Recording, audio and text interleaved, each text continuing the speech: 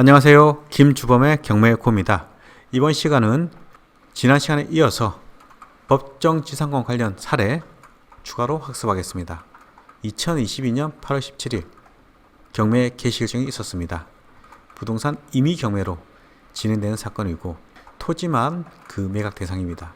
그렇다면 건물의 법정지상권이 성립될 경우에는 토지 소유자는 건물에 대한 철거를 요청하지 못합니다. 지로만 청구가 가능한 것이죠.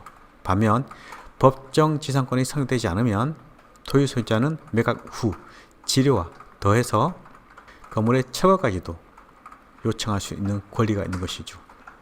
임의 경매로 봐서 법정지상권, 즉 저당권 실행에 의한 법정지상권일 수도 있고 관습법상 법정지상권도 배제하지 못하는 것이죠.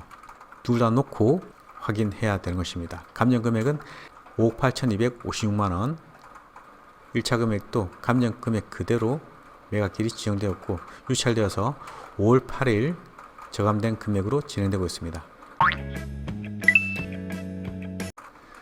부동산 현황을 보니 집행안이 확인한 결과 임대차 관계는 확인되지 않는 것 같습니다. 그리고 지상 건물의 외부에는 이 상호 간판이 부착되어 있고 산란기간 출입자가 없는 것으로 보인다는 취지의 내용, 지상의 상가 건물로 추정되는 제수의 건물이 소재함, 제시의 건물은 공부상 일치되지 않는 건물입니다. 결국 무허가라는 것이죠. 매각 물건 명세서의 내용은 등기부상 소멸되지 않는 권리는 보이지 않습니다.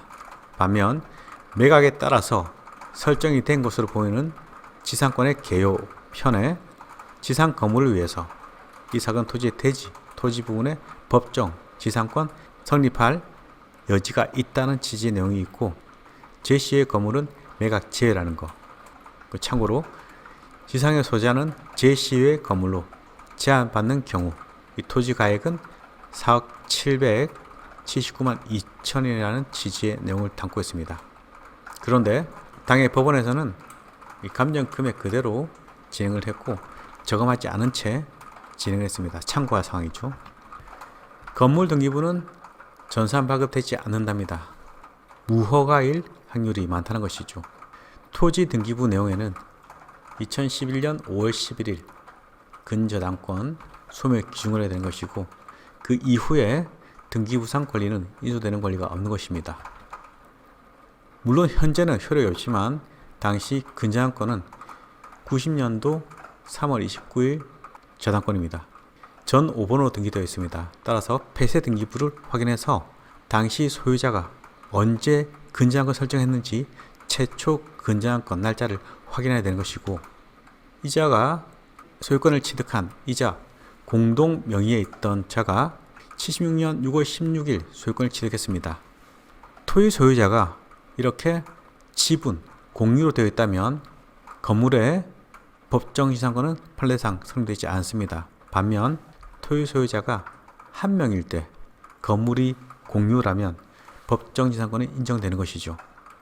그와 관련된 구체적인 내용은 기초 강의 끝난 이후에 세세하게 다루도록 하고 우리가 확인해야 되는 것은 과연 이 건물이 이때 지어졌는지 또는 이때 지어졌는지 그 내용을 확인해야 되는데 공부상 나타낼 내용이 없기 때문에 확정적으로 이렇다 저렇다 라고 말할 수가 없는 것입니다.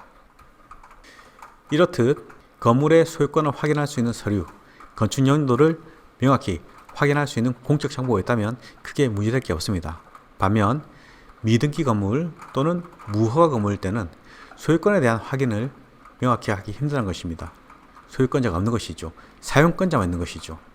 결국 매수인은 그 토지 소유자 또는 채무자를 상대로 이 건물의 철거 요청 내지는 지료 청구 소송을 할 수 있는 것이고 만약 이 건물의 소유자가 토지 소유자가 아닌 게 밝혀지면 그 당사자를 찾기가 쉽지 않다는 것입니다. 물론 방법이 없는 것은 아닙니다.